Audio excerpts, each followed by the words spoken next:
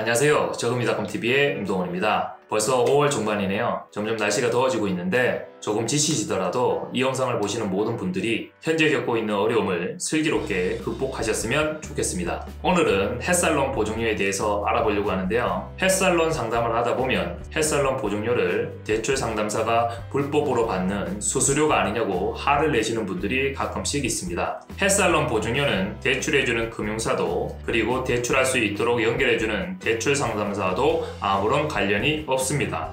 햇살론은 기본적으로 저소득, 저신용자에게 낮은 금리로 자금을 공급하기 위한 서민대출 상품입니다. 대출자의 소득과 신용이 낮으면 금융사 입장에서는 연체나 해수의 위험 부담이 커져 금리가 높아질 수밖에 없습니다. 그렇지만 서민대출 상품인 햇살론은 이러한 문제를 보증으로 해결하고 있는데요. 상품에 따라 서민금융진흥원이나 지역신용보증재단에서 보증보험을 들고 저금리로 대출을 받을 수 있게 됩니다. 즉, 햇살론을 이용하는 채무자의 대출 상환에 문제가 생기면 신용보증재단 측이 책임을 지게 되는데요. 예를 들어서 금융사에서 햇살론 1000만 원을 A라는 사람에게 대출해준다고 가정을 한번 해볼게요. 그런데 이 A라는 채무자가 돈을 갚지 못하고 연체를 할 수도 있고 혹은 회생이나 파산을 할 수도 있겠죠. 이런 상황에서 만약 신용보증재단의 보증이 없다면 남은 원금 전부는 금융사의 부실채권으로 잡히게 됩니다. 여기서 말하는 부실채권이란 떼일 확률이 높은 돈이라고 생각하시면 됩니다. 부실채권이 증가하는 만큼 은행이 운영할 수 있는 돈이 줄어들기 때문에 금융사 입장에서는 정부에서 내놓은 조건대로 저신용자나 저소득자를 상대로 하는 고위험 대출 상품을 8에서 9%대의 금리로는 취급을 하지 않겠다고 할 수가 있겠죠. 그런 상황을 막기 위해 정부에서는 신용보증재단을 통해서 햇살론으로 빌려주는 자금의 90%를 보증해주고 있습니다. 만약 금융사에서 빌려준 돈을 채무자에게 받지 못하더라도 잔액의 90%를 정부에서 대신 갚아준다는 말입니다.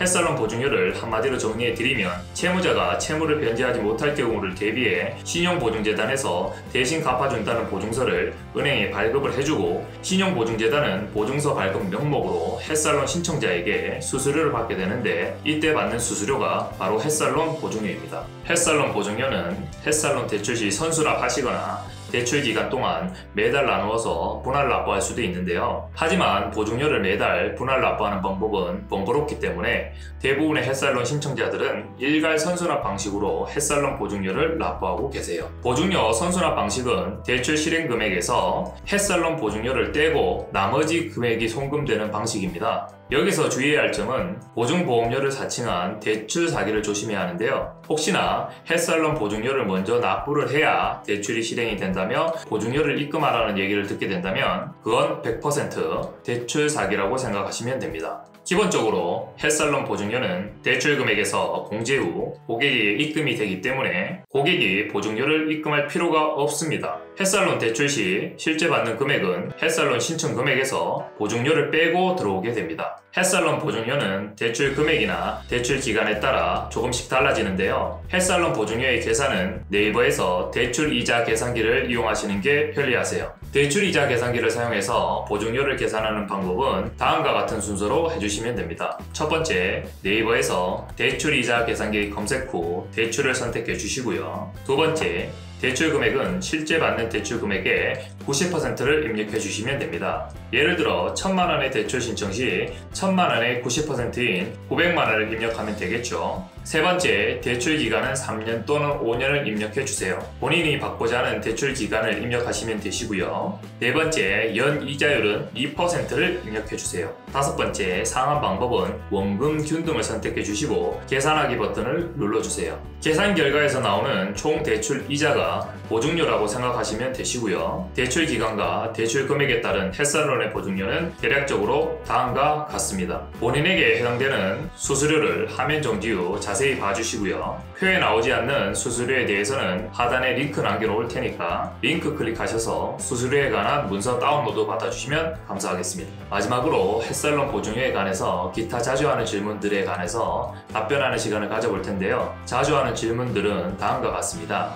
첫 번째, 대출금 중도 상환 시 보증료 환급되는지 물어보시는 분들이 많은데요. 대출 만기 전에 대출금을 전액 상환하시는 경우에는 대출금을 모두 상환한 날의 다음 날로부터 대출 만기일까지 보증료를 일괄 계산해서 환급해 드리게 됩니다. 두 번째, 중도 상환 시 환급되는 보증료가 얼마인지 미리 알 수 있는지에 대한 질문인데요. 햇살론 대출을 전액 상환한 날 다음 날로부터 서민금융통합콜센터 1397에 연락을 하시면 환급될 보증료 금액에 대해서 안내를 받아볼 수가 있고요. 세 번째, 중도 상환 시 보증료는 언제 환급되는지에 대한 질문입니다. 대출금 전액 상환 후 정상적으로 보증 해지된 건에 한해서 매주 목요일에 보증료 환급 계좌로 자동 환급이 되고요. 네 번째, 햇살론 전액 상환 시 보증료는 어느 계좌로 환급이 되는지에 관한 질문인데요. 신청인이 햇살론 신청 당시에 신용보증약정서에 기재했던 환급 계좌로 환급이 되게 됩니다. 지금까지 햇살론 보증료에 대해서 얘기해 드렸는데요. 제가 알려드린 정보가 도움이 되었다면 구독, 좋아요, 알림 설정 부탁드리고요. 잘 이해가 안 가는 부분이 있다면 망설이지 마시고 언제든지 문의를 주시고요. 마지막으로 저희 저금리닷컴TV의 장점에 대해서 잠깐 소개해 드리자면 저희 저금리닷컴TV는 대부 중개업체이기 때문에 합법적으로 여러 금융사의 여러 대출 상품을 소개하고 중개해 드릴 수가 있습니다. 흔히 네이버나 구글에서 햇살론이나 대출을 검색하시면 뭐뭐 농협 햇살론, 뭐뭐 저축은행 햇살론 이렇게 검색이 되실 거예요. 이런 업체들은 일사전속주의 원칙에 따라서 자기가 소속된 금융사의 상품만을 취급할 수 있기 때문에 조건에 맞지 않으면 부결이 되는 경우가 상당히 많습니다. 일사전속주의 원칙이란 한 금융사에 소속된 대출 모집인은 다른 금융사의 상품을 판매할 수 없는 규제를 타는데요. 대부 중개업체는 어감은 좀 안 좋긴 하지만 합법적으로 여러 금융사의 상품을 취급할 수가 있습니다. 때문에 보다 고객님들의 조건에 부합하는 대출 상품을 폭넓고 다양하게 소개해 드릴 수가 있습니다. 궁금한 점이 있다면 문의전화 1670-8832로 연락 주시고요. 업무 시간 이외에는 검색 주소창에 www.대출상담.net을 입력하셔서 대출 문의 남겨주시면 빠르고 정확하게 상담해 드리도록 하겠습니다. 지금까지 저금리닷컴TV의 임동원이었습니다. 감사합니다.